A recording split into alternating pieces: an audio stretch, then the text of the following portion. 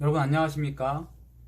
여러분 최근 한국교회를 흔들고 있는 수많은 미혹 가운데 가장 대표적인 것이 바로 사랑을 가장한 미혹입니다. 이러한 미혹에 빠진 사람들은요, 이렇게 말을 해요. 지금 한국교회가 세상의 비난을 받는 이유는 진짜 예수님의 사랑을 모르기 때문이다. 따라서 지금 교회들은, 지금 그리스도인들은 진짜 예수님의 사랑을 회복해야만 된다. 그래야 세상이 본이 되고 세상에 인정을 받을 수 있다. 이렇게 주장을 하고 있다는 것이죠.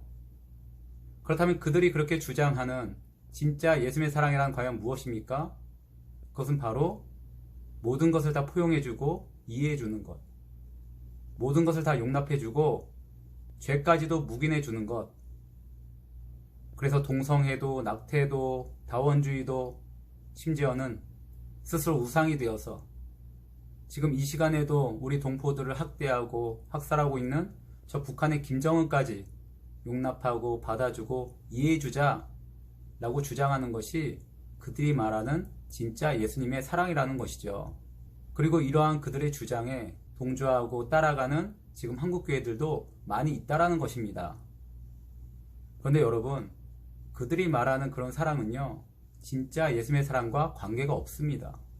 그들은 단지 세상의 인정을 받고 싶어서, 세상이 스스로 의롭다 칭찬을 받고 싶어서 그렇게 자기들 멋대로 사랑을 정했을 뿐이지, 그것이 진짜 예수님의 사랑이 아닌 거예요.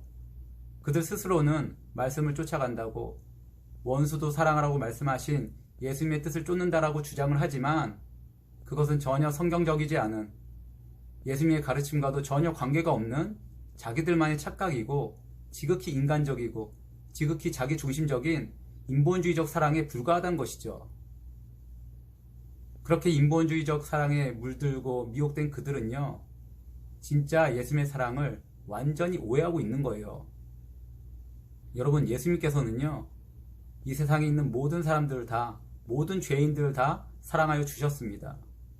그런데 중요한 것은 예수님께서 죄까지 사랑하셨다는 건 아니라는 거예요.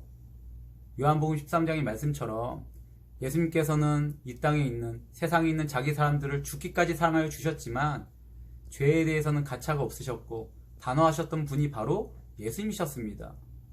여러분, 성경을 보면 잘 알 수 있지 않습니까?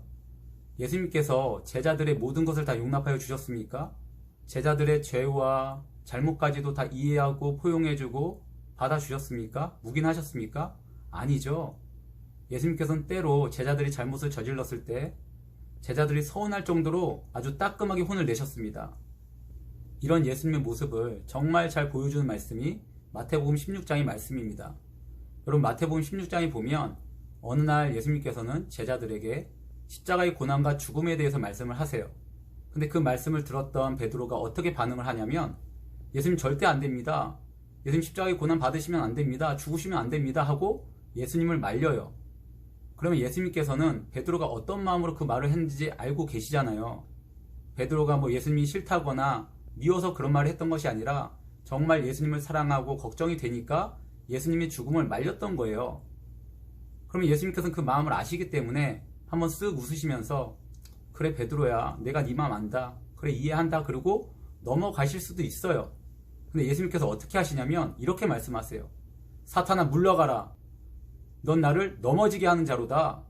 이렇게 호통을 치셨던 거예요. 베드로는 정말 놀랐을 것입니다. 아니, 자신은 정말 예수님이 걱정되어서 그렇게 말을 했던 것 뿐인데 자기 보고 사탄아 떠나가라고, 사탄아 물러가라고 그렇게 호통을 치시니까 베드로는 정말 무안하고 또 상처받았을 것입니다. 아니, 도대체 왜 예수님께서는 그렇게 세게 베드로를 혼내셨던 것일까요? 그에 대한 답을 마태복음 16장 23절이 이렇게 증거하고 있어요. 네가 하나님의 일을 생각하지 아니하고 도리어 사람의 일을 생각하는도다. 그래요, 예수님께서는요, 베드로가 하나님의 뜻이 아니라 자신의 생각을 따라가고 사람의 뜻을 쫓아가니까 그것을 바로 잡아주시기 위해서 베드로를 혼내셨던 것입니다. 즉 예수님은요, 제자들과 베드로를 정말 사랑하셨기 때문에 그들이 사람의 뜻이 아니라, 사람의 생각이 아니라 오직 하나님 말씀을 따라 하나님 말씀만 바라보고 살아갈 수 있도록 그렇게 순간순간마다 때론 서운할 정도 혼을 내시고 무안할 정도로 그렇게 따끔하게 호통을 치셨던 거예요. 그리고 그러한 예수님의 가르침 때문에 제자들은 더 이상 사람의 뜻을 쫓지 않게 되었고 오직 하나님 말씀을 따라서 나중에 십자가의 사명도 담대하게 감당할 수 있게 되었던 것이죠. 여러분, 이처럼요, 진짜 사랑은 훈계를 동반합니다. 진짜 사랑은요, 때로는 그것으로 욕먹을 수도 있고 그것으로 비난받을 수 있어도 그 영혼이 정말 하나님의 뜻에 쫓아가게 만들기 위해서, 그 영혼이 죄를 자각하고 깨닫게 하기 위해서 때로는 따끔하게 하나님의 말씀을 담대히 선포한다는 거예요. 그런데 영혼을 사랑한다고 말하면서 그들의 모든 것을 용납해주고 죄까지도 묵인한다?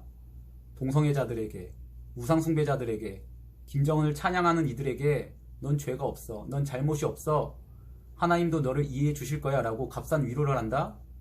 여러분, 이건요 절대 사랑이 아닙니다. 그들의 영혼을 위하는 척, 그들을 위로하는 척 하지만 그것은 사랑이 아니라 썩은 위선에 불과한 거예요. 단순히 세상의 좋은 소리 듣고 싶어서, 세상의 인정을 받고 싶어서 그렇게 외친다면, 그들이 원하는 목소리만 들려준다면 그것은 절대 영혼을 살리지 못하는 썩은 위선에 불과하다는 것이죠. 여러분, 그렇기 때문에 우리는요, 세상이 바라는 사랑의 목소리가 아니라, 그들이 원하는 목소리가 아니라 오직 말씀에 근거해서 말씀을 기준으로 하나님의 사랑을 전해야 됩니다.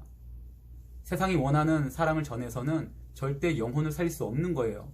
하지만 우리가 때로 욕 먹더라도, 비난받더라도, 아니면 스데반처럼 돌을 맞게 될지언정 오직 담대하게 하나님 말씀을 따라 진짜 영혼을 사랑하는 마음으로 이 땅의 죄를 선포하면 하나님께서 그 선포 위에 놀라운 기적과 영혼이 살아나는 역사를 보여주실 것입니다. 죽어가는 영혼이 살아나는 역사를 우리에게 보여주실 것이에요. 여러분, 우리는요, 사람의 일과 생각이 아니라 오직 하나님의 일과 하나님의 뜻을 쫓는 사람들이 되어야 됩니다. 세상의 가치관이 아니라 오직 말씀을 쫓는 사람들이 되어야 돼요. 그래서 때로 세상이 우리를 비난하고 욕할 때도 있겠지만 그것을 두려워하지 않고 오직 하나님 말씀을 담대히 선포할 수 있는 용기를 가져야 됩니다. 우리가 그렇게 세상을 두려워하지 않고 이 땅의 죄를 담대히 선포하게 될 때 이 땅에 회개의 역사가 일어나고 많은 영혼들이 살아나게 될 것입니다. 그러므로 바라기는 세상이 원하는 위선의 사랑이 아니라 오직 말씀을 쫓아가서 이 땅에 죽어가는 영혼을 정말 사랑하는 마음으로 이 땅의 죄를 담대히 선포하시는, 그래서 이 땅에 죽어가는 영혼들이 하나님께로 돌아가는 놀라운 기적을 체험하시는 저와 여러분의 삶이 되기를, 저와 여러분의 선포가 되기를, 저와 여러분의 진짜 사랑이 되기를 이 시간 주님의 이름으로 간절히 축원합니다. 마치겠습니다.